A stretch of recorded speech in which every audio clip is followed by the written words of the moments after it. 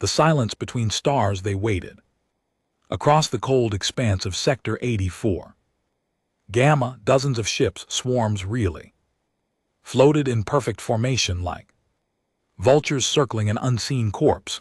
They didn't breathe, they didn't sweat, they didn't sleep, they simply waited there. Scanners were aimed at a tiny blue planet that had once burned like a spark.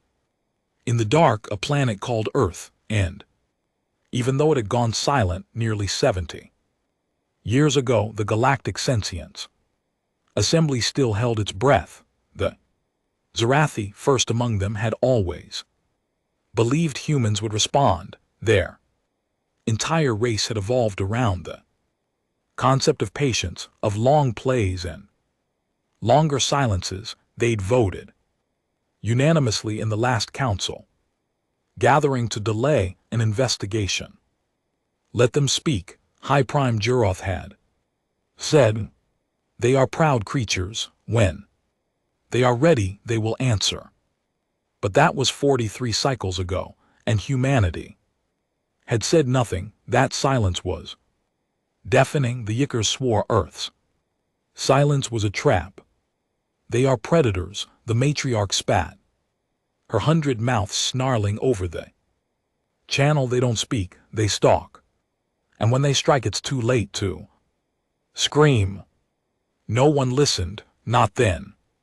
But silence has a way of turning prophets into ghosts and warnings into prophecy, because 3 weeks ago a GSS reconnaissance ship went dark near Jupiter's orbit, then another 2 days later, then 6, no wreckage, no distress call, no trace. The council finally broke protocol. They launched the Echelon probe, deep AI, incorruptible, embedded with every known language protocol in the galaxy. Its sole mission, establish communication with humanity. What it found was worse than silence. It found emptiness. Earth was gone, not destroyed, not burning, just absent. The city's hollow shells swallowed by forests, no power, no satellites. The ocean swallowed most of the coasts.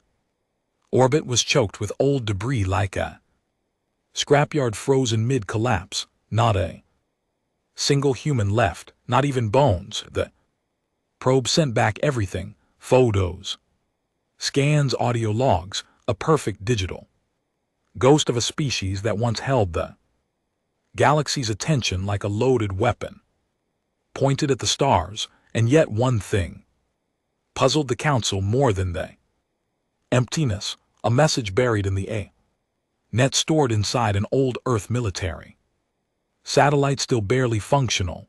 The message wasn't encrypted, it wasn't even hidden. It was placed there, deliberately meant to be found. It was only 6 words. They awaited our message. This was it. That was the last signal humanity ever sent. On board the Zarathi vessel Kalanze, Specialist Gorveth stared at the playback in silence. He couldn't quite understand why it made his stomach churn, even though his species didn't possess one. The words weren't threatening, they weren't even hostile. But somehow it was worse. The humans hadn't fought, they hadn't screamed. They hadn't negotiated or pleaded or signaled surrender. They just disappeared. Like the final move in a game no one knew they were playing. Are you sure this is authentic? Hiram Juroth asked across the glowing channel, his voice low and grim. Gorveth nodded slowly. Tripleverified by 5 species, cross-matched with human linguistics archives. There is no deception.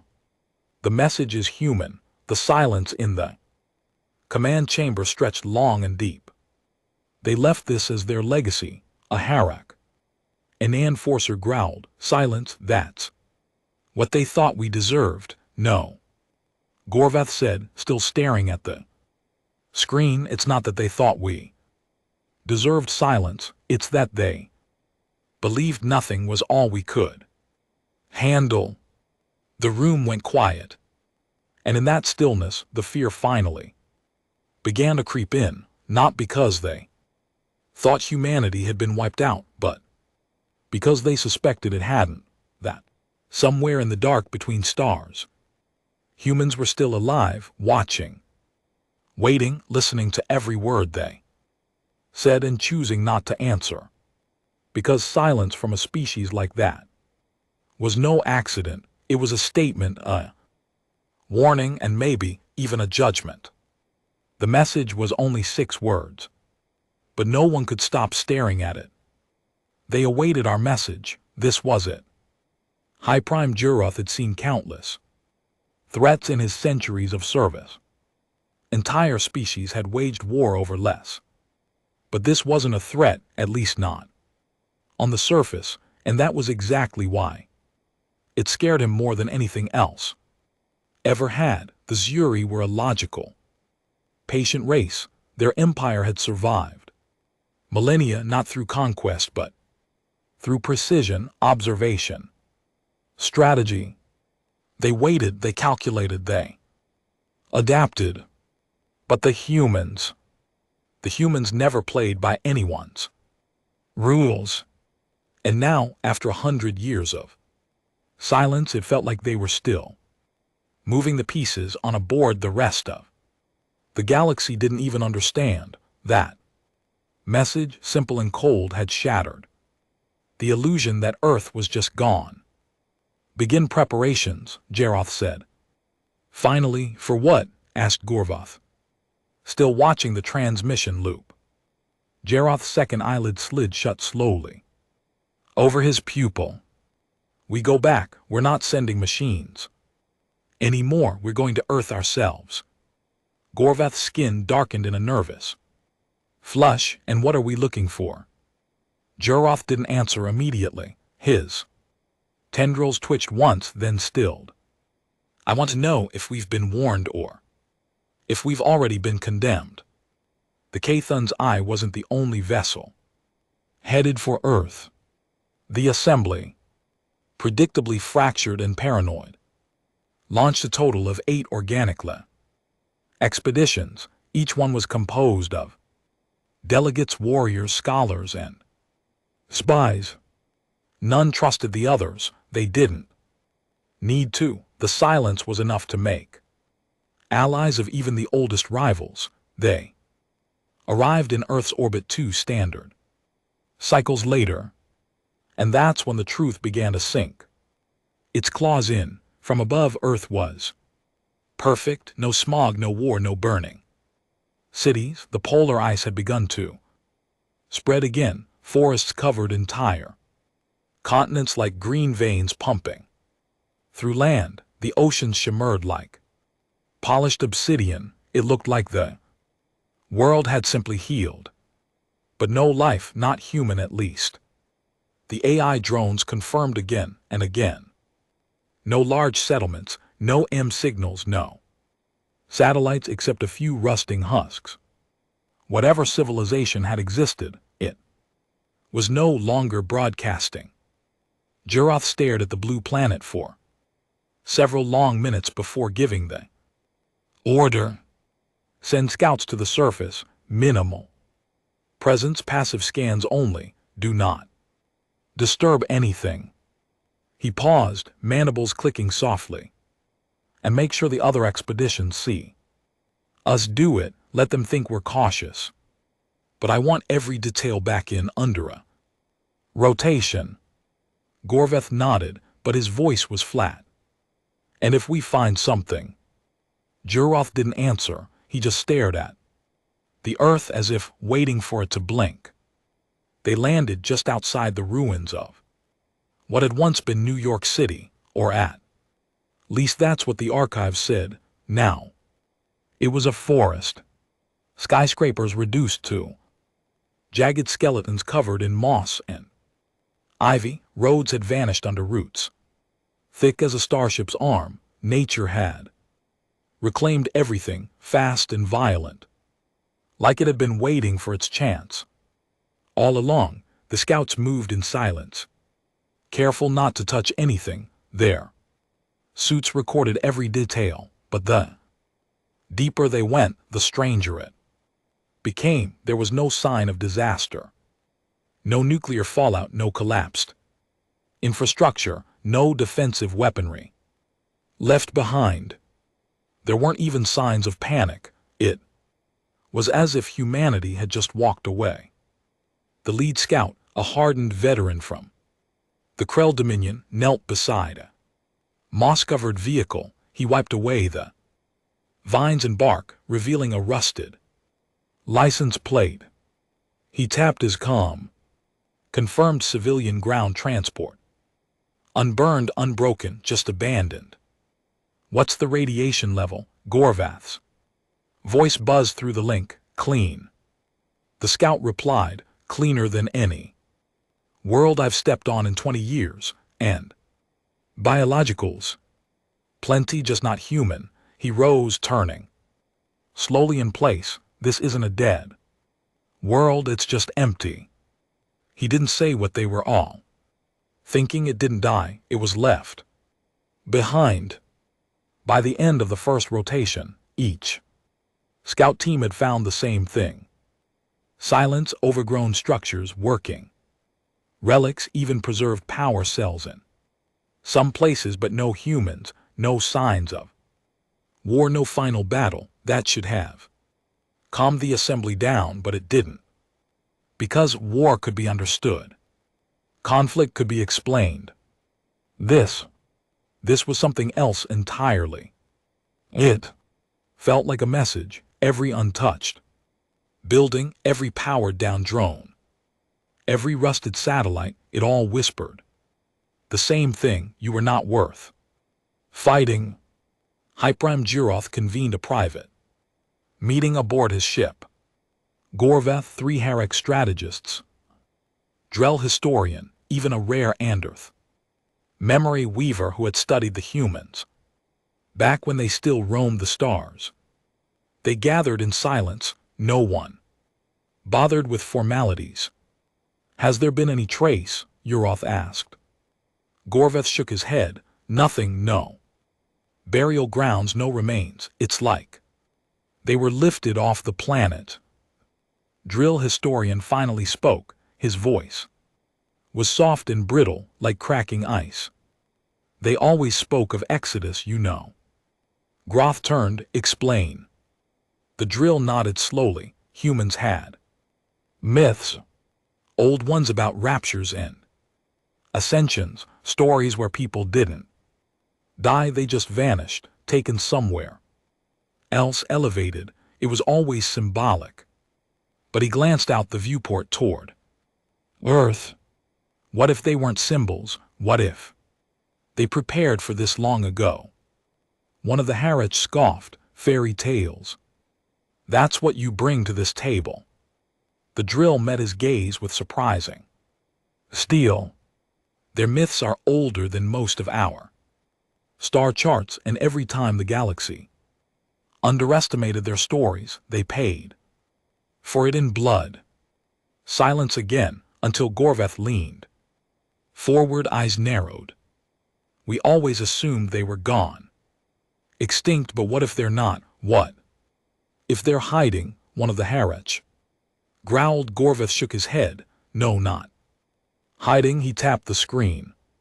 The 6-word message appeared again. They awaited our message. This was it. They weren't waiting to be found. They were listening, judging, and when they didn't like what they heard, they left. Juroth stared at the words, his mind racing. Left where? Gorvath hesitated. There's one theory, a fringe one. Go on. The Zarathi lowered his voice as if afraid the silence itself might hear him. Some believe humanity didn't ascend, they didn't run, they evolved. Left physical form behind, uploaded themselves, became something else. Something we can't track, something that doesn't need ships or planets or alliances. Juroth's face didn't move, but his next words were colder than a Dead son, are you telling me they became gods? No, Gorveth said. Quietly, I'm saying they became consequences. The message started spreading. At first, the assembly tried to suppress it. The 6 words were classified. Anyone transmitting them was locked out of communication relays, but it didn't matter. The message wasn't just data, it was fear, and fear spreads on its own. The mining colonies whispered of human ships appearing in sensor ghosts. Trade freighters claimed their AI assistants were acting strange, mimicking human speech, showing them images from Earth that were never uploaded. One diplomat went mad on a border world, screaming that he'd been judged, but there were no attacks, no invasions, no announcements, just silence, and in that silence a new terror grew. Maybe humanity wasn't a threat to be fought anymore. Maybe they had become something worse, something that watched, that listened, and chose who got to survive. As Kellen's eye prepared to leave Earth's orbit, Juroth stood in the observation deck, watching the planet shrink slowly. Behind them, no orders, no mission, just watching. He didn't speak for several minutes, until finally Gorveth asked the question they were all afraid to say out loud. Do you think they'll come back? Juroth didn't turn around. They don't need to. He stared into the stars, the same ones humans used to dream about conquering. They already left their message. We just weren't smart enough to understand it. There were still those who didn't believe. Even after 8 separate expeditions confirmed the same findings. Even after the message, they awaited our message. This was it, circulated through back channels, slipping through firewalls and encryption like smoke in a sealed chamber. Even after the entire Galactic Sentience Assembly entered its most volatile and silent phase in over 1,000 years, some still insisted Earth was a mass suicide, that the humans had finally caved under their own arrogance and wiped themselves clean. Others whispered the idea of viral extinction or rogue AI uprisings or interdimensional bleed, but one man refused to accept any of that. His name was Kellen Vesh, and he didn't believe humanity was gone. No, he believed they were hiding, watching, and waiting for something worse than a message. They were waiting for someone to come looking. Kel wasn't military. He wasn't noble either. He was a mid-tier operative within the Coalition Data Preservation Bureau, a glorified digital archaeologist. He spent most of his career digging through the wreckage of dead colonies, mining decaying satellites for lost languages, cataloging junk that only historians pretended to care about. But he had one obsession, one project that had consumed 30 years of his life, quietly siphoning every ounce of time, favor, and clearance he could. SCRGE.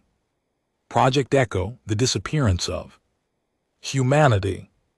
While the rest of the assembly tried to suppress panic and debate causes, Kelron gathered raw data, flight logs, abandoned AI cores, medical archives, from derelict stations, even intercepted pirate chatter, anything with even a sliver of human presence.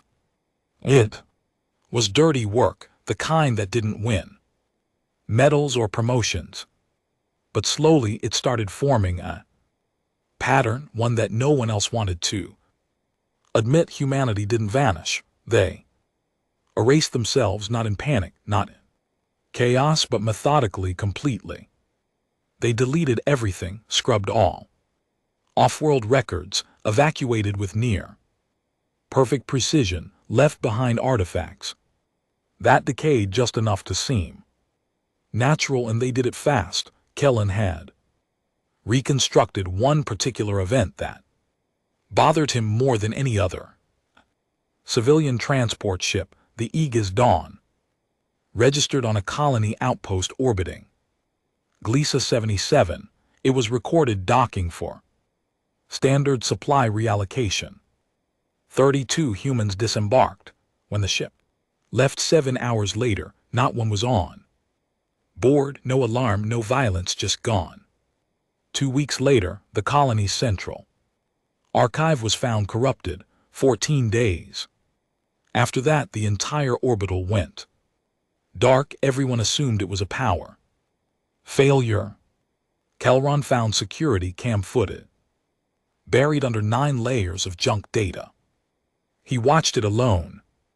What he saw didn't make sense. The humans didn't look scared or desperate. They looked calm, like they were waiting for something, and when the footage skipped just 3 seconds missing, suddenly the docking bay was empty. Every human gone, no exit, no trace, and worse, a strange hum in the audio feed. Low, deep, not mechanical, not digital. Something biological. Kelron brought his findings to a classified research collective known as the Null Inquiry, an underground cell of ex-military analysts, fringe scientists, and political dissident who believed humanity had become something beyond the biological. They met in cold storage decks beneath abandoned processing moons, anywhere off-grid enough to escape the assemblies. Paranoid surveillance. When Kelron played the message for them, the 6 words, the room fell silent. Then he showed them the Gliese footage. He played the missing audio, enhanced, slowed, looped. One of the researchers, a former AI engineer named Thoric, left the room and vomited behind a cooling unit. Another, a linguist from the drowned planet Varn, froze in her seat. She whispered, "That's not a sound, it's a response." Kellen leaned in, "Explain." She played it again, matching the waveform to known human languages, tonal inflections, binary codes, and then she found it, not a voice, not words, but an intent, a signal laced into a sound no natural species could produce. It pulsed 3 times, then fell silent. "What does it mean?" Thoric asked. The linguist looked up, and for the first time in Kellen's life, he saw true dread on a scholar's face. "It means you were warned." That night Kellen couldn't sleep. He sat alone in the dark observation ring, watching the distant flicker of a dying moon. His tablet replayed human archive footage, old broadcasts, family footage, war logs. One clip always stuck with him, a soldier standing over a mass grave after the siege of Europa, dust in his lungs, blood on his gear. He looked at the camera and said, "The worst thing we ever did was teach them we could forgive. The second worst thing was believing we should."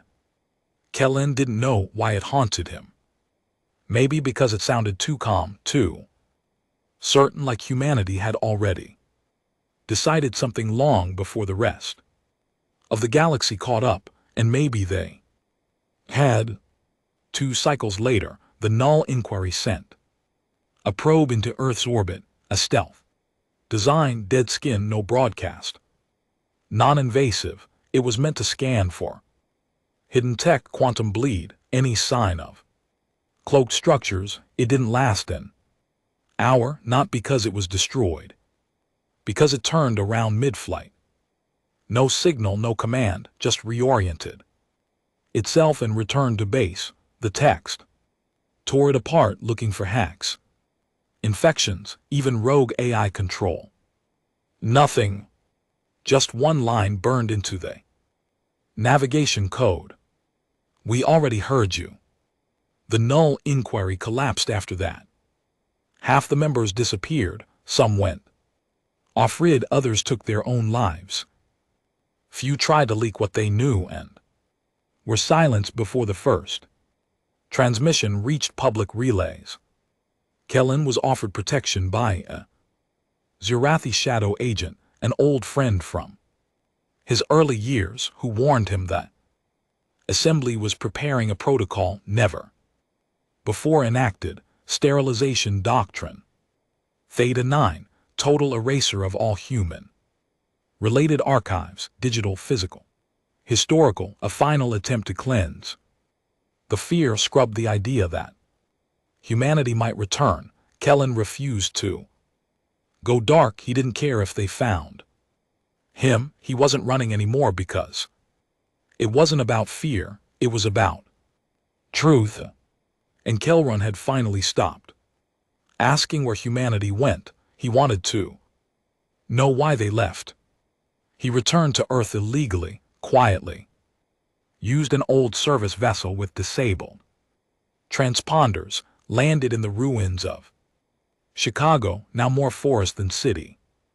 Tower roots wrapped around rusted steel. Like claws clutching a corpse, he walked. For 3 days, no resistance, no warnings. Until he reached a place called Millennium Park. There, standing among broken statues and collapsed stone, was something new, not from the past, fresh. Metal carved into the trunk of a regrown tree, 6 words not etched, grown into the bark. You never learned to listen. Kelvin stared at it for hours. He didn't sleep, didn't eat. He just stood there, breathing that quiet earth air. It didn't feel like home. It felt like a test he had already failed. When Kelvin finally transmitted the image of the tree to the Black Channel relay, his message was simple. They didn't leave us behind, they left us a warning. We were the noise, and silence was the only answer we ever earned. That was his last message. The signal was buried by Assembly scramblers within 30 minutes. Kellen was never seen again. Some say he became a warning too. Across the stars, the silence deepened. Ships refused to approach Earth anymore, not because of policy but because of instinct, because somewhere in every crew's bones, in every pilot's breath, was a whisper that Earth was no longer just a planet. It was a wound, one the galaxy had earned, and one that never truly healed. He'd never cared for silence. Commander Havron had spent 34 years in military enforcement operations across 9 systems. His job was never about winning wars, it was about cleaning up after them. Suppression, liquidation, extraction, quiet work, necessary work. The kind of work most empires pretended didn't happen, even as they kept assigning him more. But this job, this was the first one that made his hands shake. He stood aboard the Vigilant Mercy, a sterilizer-class dread ship commissioned by the Assembly's Internal Control Directorate. It was built for precision annihilation, biological scourge control, artificial intelligence failures, planetary cultural resets, a ship that burned away rot like a surgeon's blade. Now it orbited Earth, and Doctor had been ordered to do something no one dared say aloud. Erase the last traces of humanity. His mission brief was simple on paper: find and eliminate any physical remnants. Archives, written messages, monuments, digital records, and worst of all, unauthorized communications, especially those referencing the final 6-word message. Nothing was to remain. Treat it like a contagion, the order. Read, no sentiment, no preservation. Containment through oblivion. But the longer Drawn stared at the blue and green sphere beneath them, the more it felt like staring into the eye of a predator that had already seen his soul and found it wanting. His first step was Chicago, the site of the now classified Kellenvay tree. Doctor. Didn't know the full details, the brief. Made sure of that, but soldiers talk. Texts leak. The story had reached even the most secure comm channels in 100 fragments. The bark had grown around the message, not cut, not branded, as if the tree itself had learned to speak, and that's what terrified people, because nothing human was supposed to be left. No one could explain how a forest untouched by AI or biotech for nearly a century could recite a sentence in perfect human script. But there it was. You never learned to listen. Doctor stood before the tree now, his boots sunk deep in moss and silence. No wind, no birds, only stillness. He raised his scanner, swept it over the bark, and waited for the device to feed him chemical analysis, but the screen stayed dark, blank. He hit the device. Nothing, not broken. Blocked. This area is shielded. His second in command growled through the comm. I didn't authorize jamming, Don replied. You didn't, but something else did. He stared at the tree again, and for the first time in decades, he lowered his weapon before giving an order. Don't touch it, not yet. Back aboard the Vigilant Mercy, Don reviewed the last known human digital archives, pieces smuggled from private collectors before the purges began. Music, letters, war footage, old political speeches, children's stories. He didn't know why. He played them, maybe to understand, maybe to remind himself what the enemy had sounded like. One particular file played on a loop. Speech dated 2141. A human admiral speaking before a shattered council. We are not what you want us to be. We are not your peacekeepers. We are not your pets. We are not your chaos. We are the mirror, and you're all terrified of your reflection. Drawn clenched his jaw. He hated how calm they always sounded, like they'd already accepted something everyone else hadn't. He tried to tell himself they were gone, that this was just the echo of a dead race, but he couldn't shake the feeling that they were still listening. And they weren't angry, they were waiting. On the 5th day, a scout team went dark, standard sweep over what used to be Colorado. Old military installations, buried mountain ranges. The signal vanished at 900. No beacon, no distress code, just dead air. When the retrieval unit arrived, all they found were the suits intact, unbroken, still sealed from the inside, but empty. No blood, no damage, just missing occupants. Their weapons still strapped, HUD still recording. One of them had captured a final 0.6 seconds of audio, drawn, played it on repeat. Whisper, not in a voice, in a thought. Words that shouldn't have been possible to record. No sound waves, no broadcast. Just impression. You came to erase us, so we'll erase you first. At this point, doctor should have called for evacuation. Standard protocol.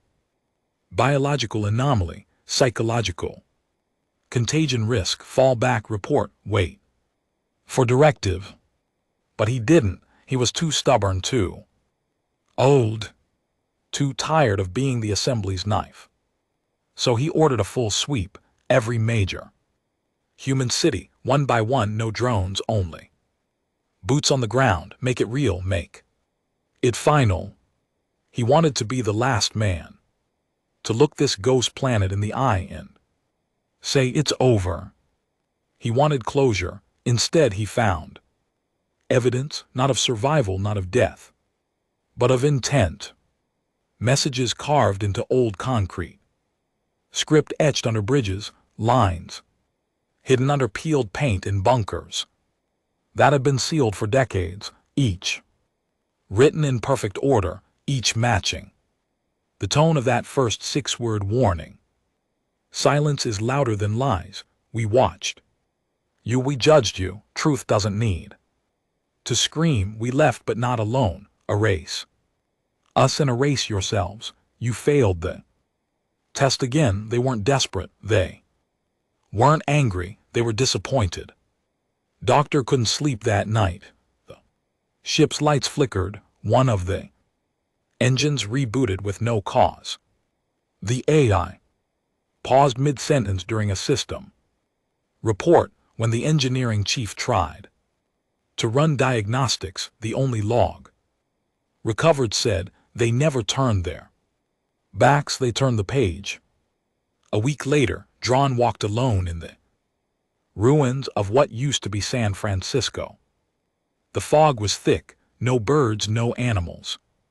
But he felt watched, and then he saw her, standing at the edge of the bridge. Small, human, not ghostly, not vague. Real, a young girl, 12, maybe 13. Wearing old clothes, feet bare. She stared at him. Doctor didn't raise his weapon, didn't speak. He just waited. Finally, she opened her mouth and said nothing, just silence. Then she turned, walked away, and vanished. His boots moved before he could think. He ran after her across shattered concrete, through vines, over rusted rebar. But there was nothing, just empty city, and a fresh message scrolled in red across a crumbled wall. You had your chance. Back on the ship, his second in command confronted him. Sir, morale is collapsing. The men are hearing voices, seeing things. The AI is glitching. Even the food processors are skipping meals. Something is wrong. Drawn stared out the viewport. I know. We need to leave. Drawn nodded slowly. We do, and then he added, but we won't. Why? He turned, because for the first time in his life, he understood the cost of silence, the cost of ignoring a message when it's being whispered by species that doesn't yell. I think we were never sent here to cleanse Earth, Don said. His second frowned. Then what? I think we were sent here to be judged, and what if we fail? Doctor didn't answer because he knew they already had. They stopped calling it Earth. Somewhere between the third vanished recon squad and the fifth machine that rebooted itself with encrypted human poetry embedded in its code. The officers aboard the Vigilant Mercy began to use other names. The Quiet World, the Grave of Warnings, and some just called it the Mirror because the longer they stayed in orbit, the more everyone started seeing something different down there, a reflection, a version of themselves they didn't want to admit existed. Commander Half Drawn no longer slept in his private quarters. He couldn't. The lights flickered even when power checks came back clean. The walls sweated condensation that no one else saw. The AI called him by his dead father's name once, just once. But he'd heard it clearly. The final reports from his field teams became riddled with contradictions.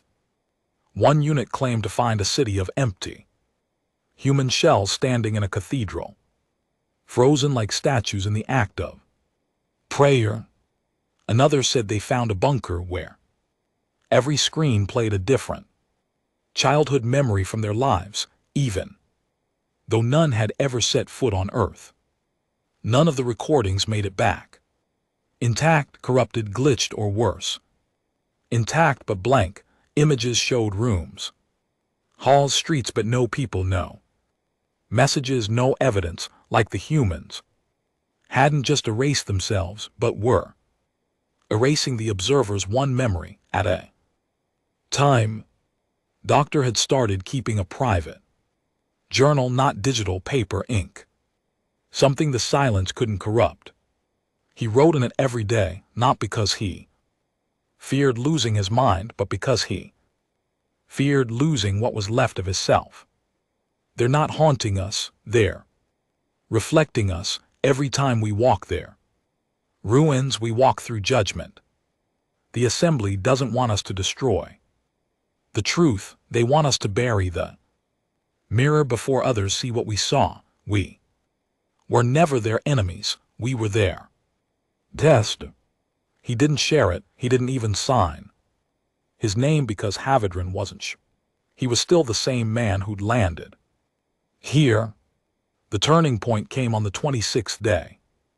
The Vigilant Mercy's primary data bank, a device built to survive solar flares, imps and full atmospheric collapse, suffered a meltdown, not a power surge, not a hardware failure, a meltdown of memory, files twisted into unreadable nonsense, names rewritten, orders inverted, logs that had been stamped and confirmed by 10 officers now showed different decisions made by different people. When Doctor tried to pull up his original mission brief, all he saw was a blinking cursor endlessly waiting, then a phrase appeared on the screen, typed as if by invisible hands.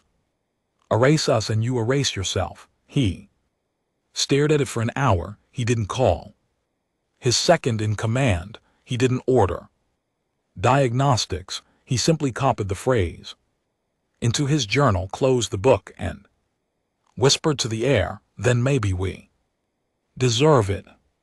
That night the dreams began. They weren't images, not in the way memories work, more like feelings given form. He stood on a battlefield he'd never fought on, wearing armor that didn't belong to his world. The sky above cracked with soundless thunder, and in front of him they stood, humans. Not angry, not armed, just watching, and then one of them raised a mirror. No frame, no glass, just a flat, pulsing thing that hummed with judgment. When he looked into it, he didn't see a soldier. He saw a man carving out truth with a blade and calling it justice. He woke up gasping, sweating, hands shaking. The AI chirped from the wall. You have not completed your assigned objectives, Commander Drawn. Shall I repeat the mission parameters? He didn't answer. He unplugged the AI core that night, not out of protocol, out of fear that it was no longer the same machine. The next day, his second in command, sharp and loyal officer named Real, handed in his resignation. Drawn raised an eyebrow. Where would you go, Ray? Looked him dead in the eye. Anywhere. That isn't here, sir. With respect, this isn't a planet. It's a decision waiting to be made. What kind of decision? Ray hesitated. Then he said, whether we learn or disappear. Drawn nodded. He didn't stop him from leaving. He didn't file the report. He just stood there silent and watched Ray take a shuttle down to the surface. He never came back. The assembly stopped responding 3 days later. No messages, no pings, no updates. It wasn't silence, it was absence, the kind that felt deliberate, like they'd closed the door on Earth and locked it from the other side. Doctor tried to reach other ships, static. Tried to call his family on Helen Prime. No signal. It was as if the moment the Vigilant Mercy entered Earth's orbit, it had become cut off, not just from the stars but from relevance, and that's when it hit him hard. This was never about humanity. This was about them, the assembly, the galaxy, the species who thought they could control the truth by burying it. Earth wasn't haunted, it was hostile to lies. Not with weapons, not with war, but with the quiet, suffocating certainty of a species that had stared into the abyss of civilization and found it lacking. He walked the halls of his ship like a ghost. Now the crew avoided him. The Core remained unplugged, the lights ran. Dim to conserve power, though he didn't. Remember ordering it, the ship felt old. Now like it had aged with guilt. The final act came without warning. An alarm blared at 341 Galactic Standard. Not a threat signal, not a system failure. Just a single transmission broadcast. Internally from nowhere, 6 words same. Voice, same cadence, but now personal. We waited for your answer, this was it. Doctor sat at his desk, opened his journal. And for the first time, he signed his name. Then he wrote, "We failed, not because we forgot them, but because we remembered ourselves too late." He didn't order evacuation. He didn't call the assembly. He walked to the hangar, opened the outer door, stepped onto the launch deck, and waited just like they had, because now he understood. The silence was never theirs, it was ours. We were the noise. And now, finally, it was time to listen. His name was Aaron Vec. He dealt in lies for a living. For 32 years, Aaron had thrived in the underworld channels, between systems, smuggling secrets, blackmailing corporate dynasties, selling truth to the highest bidder, and when truth was too ugly to move, he sold hope instead. He wasn't a soldier, wasn't a leader, just a man who understood that power lives in information, and that fear, real fear, is the most valuable currency in the galaxy. And right now nothing sold faster than fear of Earth. They all wanted pieces of it, archive fragments, sensor logs, transcripts from the ships that never returned, even stories, rumors whispered by drunk officers in broken bars orbiting dead moons. The words "they awaited our message" had become contraband. The phrase was banned across half the assembly. But the more they censored it, the more people wanted it. They didn't understand it, of course, but they felt it, and Aaron knew that's what mattered. Terror you don't understand is the kind that sticks. He made his way to the edges of the Exobal, a lawless stretch of space home to exiles, pirates, and the desperate. It was here that Orin had found his biggest sellers, the broken men who claimed they'd been to Earth and back. Most of them were liars, obvious ones, drifters who repeated scrambled accounts from corrupted AI feeds, trying to pass them off as first-hand stories. Aaron had made a killing anyway, repackaged the lies, sharpened the edges, sold them to panicked bureaucrats and secret collectors. But then came the Rithuan pilot, a woman with acid-scarred skin and dead eyes. She came into Aaron's black market den on Vandra's 9 with a half-melted recorder and a voice like broken static. "I saw them," she rasped. Aaron had heard it 100 times, but she said something different. They didn't leave, they changed shape, and now they live in the spaces between truths. He'd laughed, but when he scanned the device, his amusement turned to ice. It wasn't corrupted, it wasn't recorded.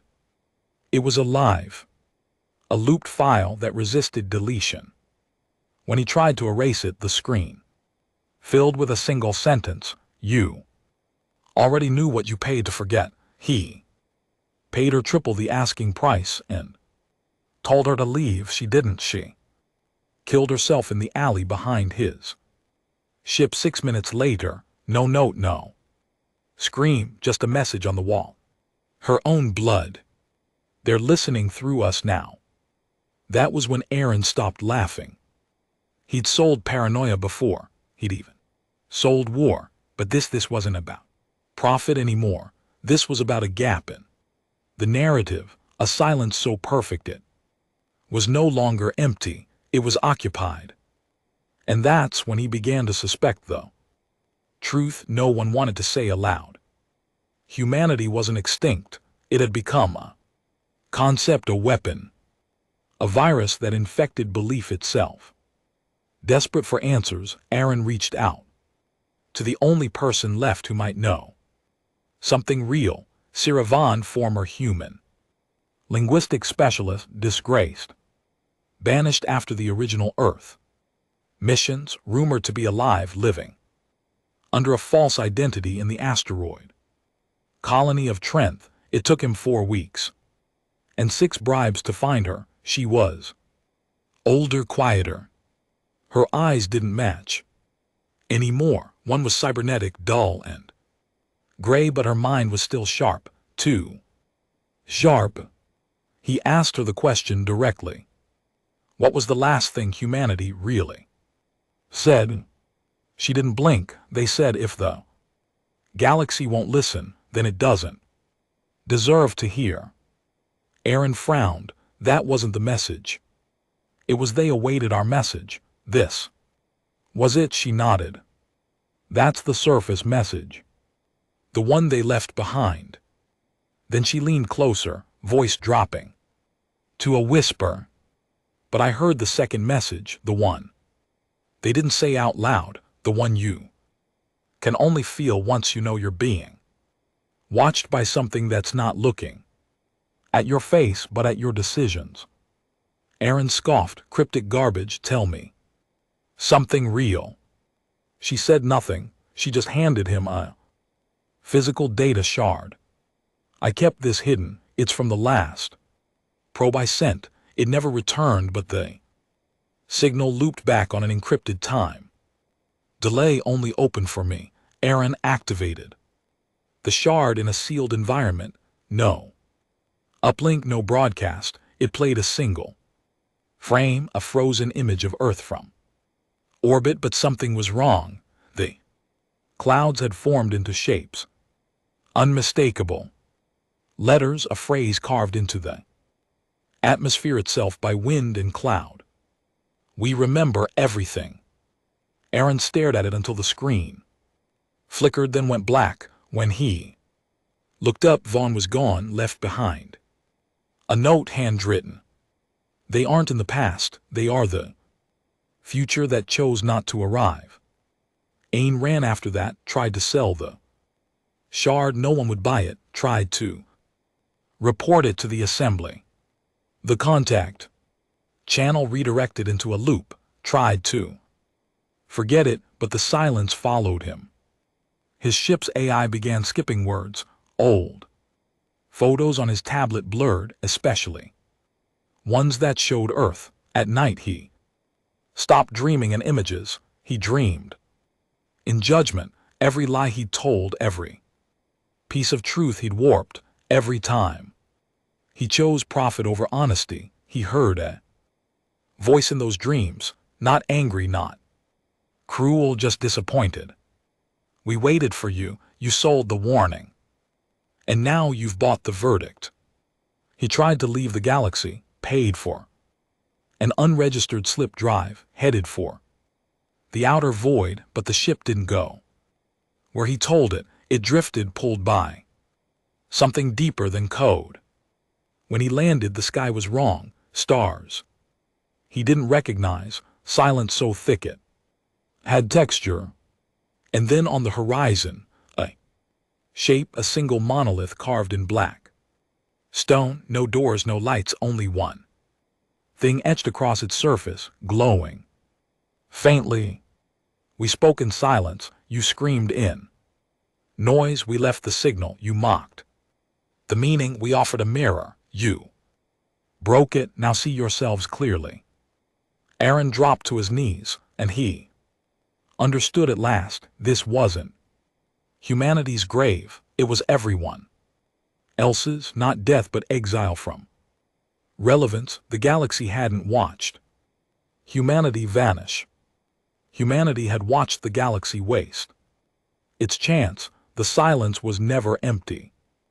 It was an answer, and now for those who refused to hear it, it had become a sentence. General Salith Meher had burned more worlds than he could count.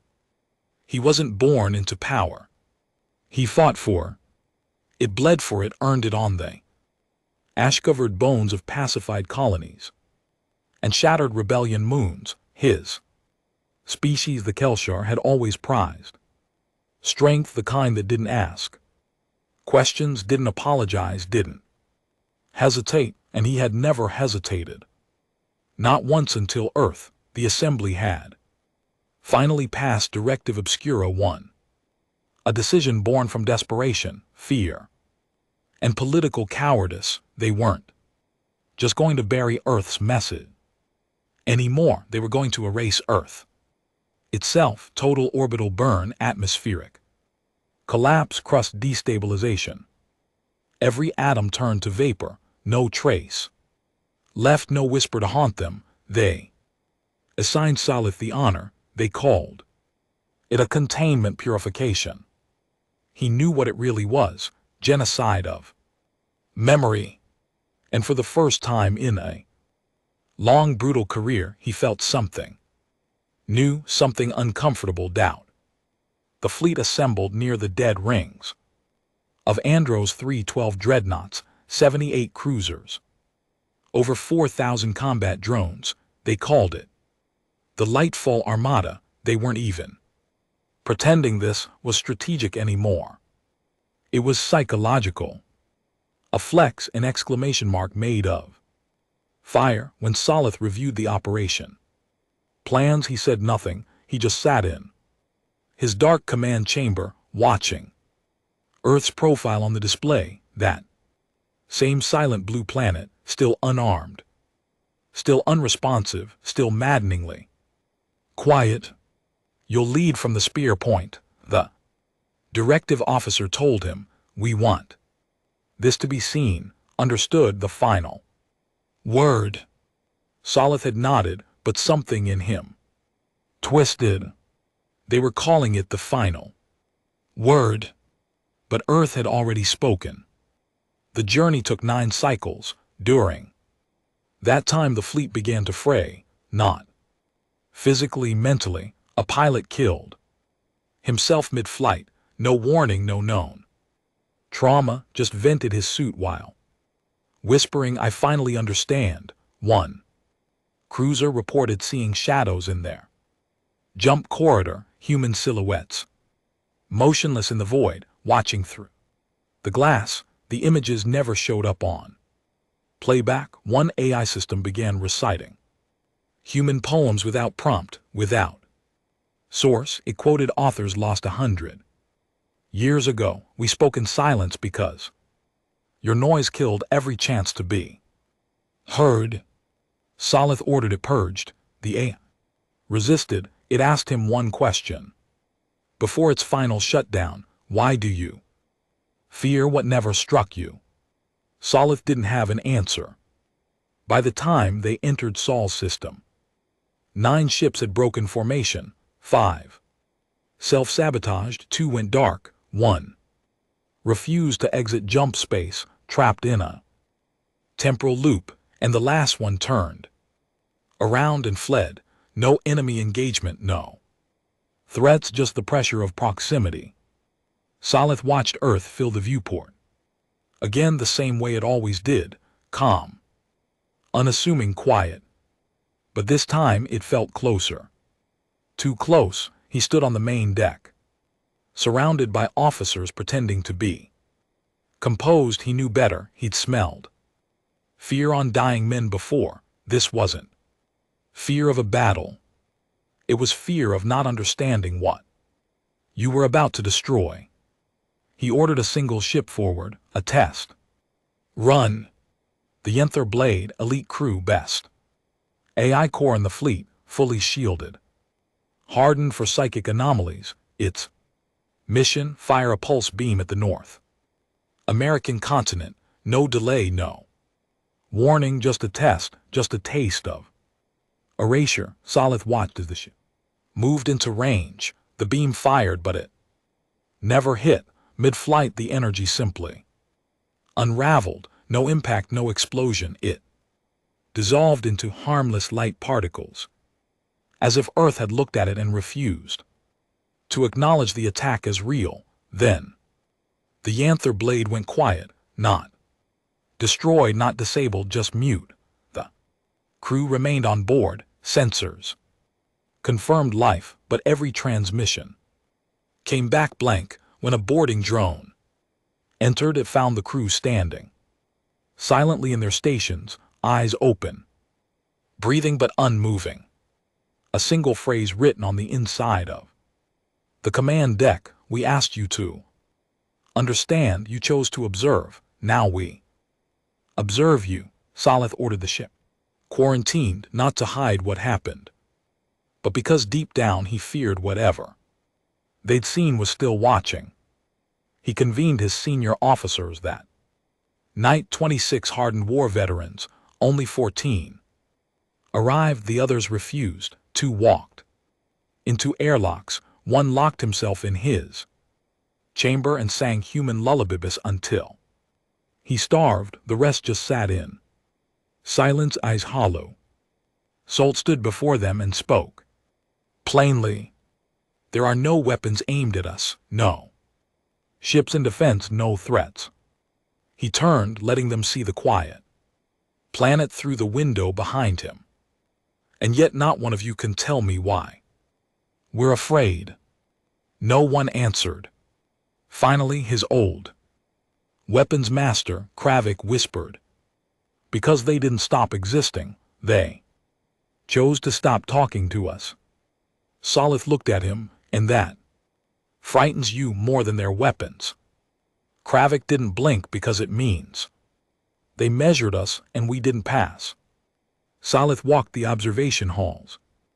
Alone that night, he passed AI terminals, now permanently muted, memory cores that refused to play. The fleet had gone eerily quiet, not because systems failed, because something had hushed it. When he reached the far window bay, he saw a child standing at the glass. Not real, a projection, or maybe something worse, a young human boy wearing old Earth attire, eyes dark, not threatening, not smiling, just watching. Salith didn't move. The boy spoke with a voice that echoed inside the walls of his skull. "You burned worlds to silence fear. We silenced ourselves and gave you fear." Salith's jaw tightened. "Why?" The boy tilted his head. "Because noise doesn't deserve answers, and you never learned how to listen." Then the boy was gone and the silence felt heavier. The next morning, Salith ordered the fleet to stand down, not retreat.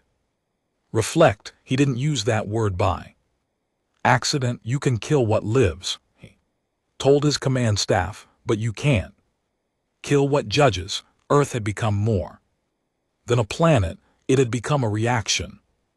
And what it reacted to was never violence. It responded to arrogance. And now the galaxy was choking on its own.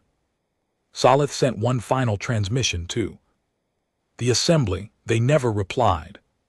Maybe they were already gone. Maybe they were just ignoring him the same way they'd ignored the humans, but he didn't care anymore.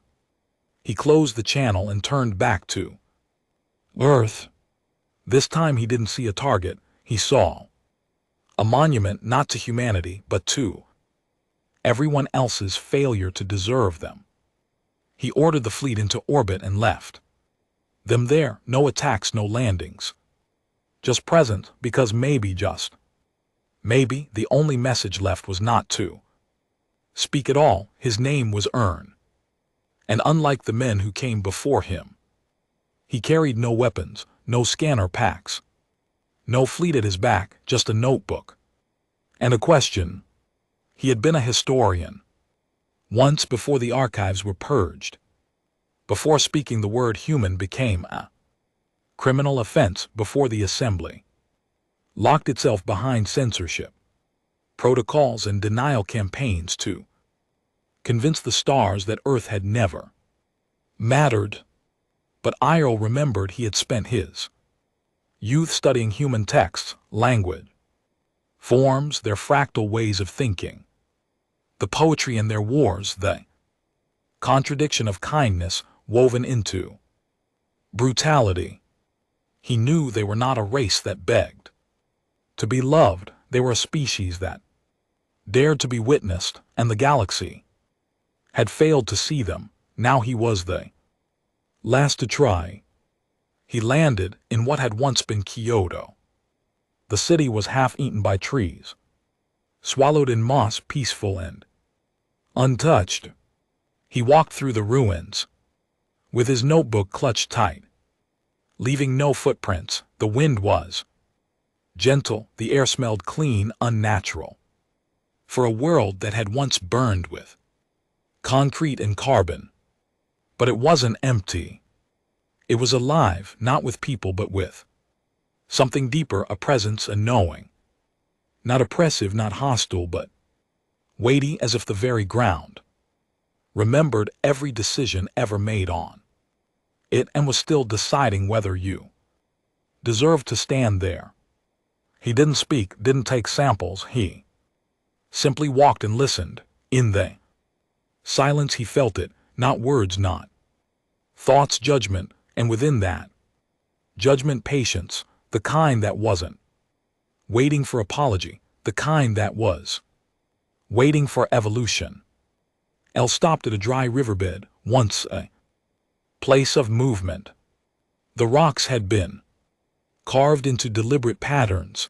A message. He crouched and read it carefully. The glyphs weren't human script, they were natural formations, but too perfect. It was a memory turned into matter. It read, "We gave you stories.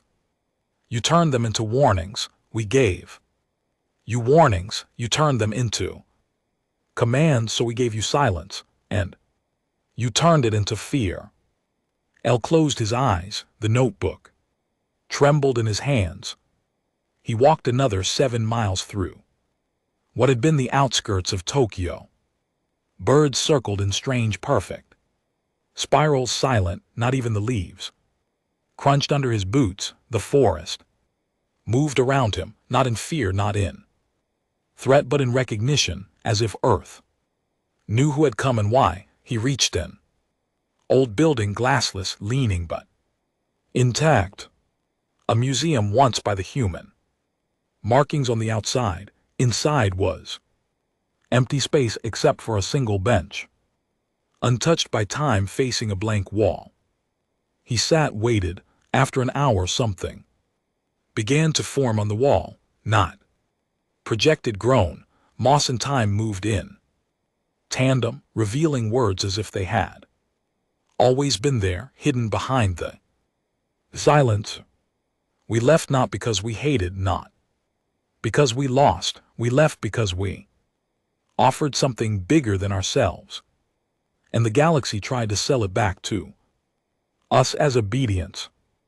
Iriel's throat tightened. They hadn't vanished, they had withdrawn, because they had offered something. Message, a vision, a chance to be more than just empires and egos. And the galaxy answered with mockery, fear, power plays, silence, breaking bombs. Humanity had listened, observed, then chosen their message, absence not as surrender, as mirror. He stood, and for the first time since arriving, he spoke aloud. "I'm sorry," he whispered, "not for what we did, but for how long it took to understand." The trees around him moved in rhythm. A breeze passed through the hollow building, forming a tone, a sound so low it vibrated in his bones, a response.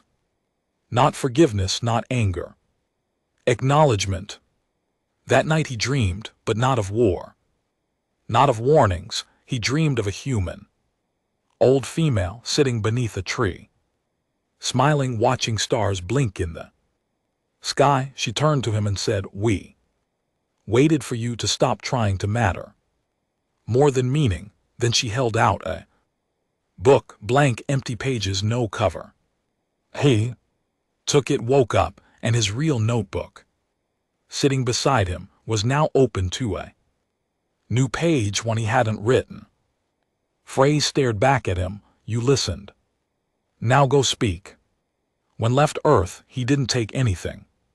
But that notebook, no artifacts, no recordings, just truth, and as his shuttle drifted past the atmosphere, he looked down at the planet one last time. It didn't look like a home. It looked like a verdict and maybe a second chance if anyone still had the courage to hear it. Years passed. The assembly fell, not to war, not to humans, to rot, to a silence so loud it turned allies against each other, tore power from the hands of cowards, left leaders shaking as AI cores refused to carry their lies.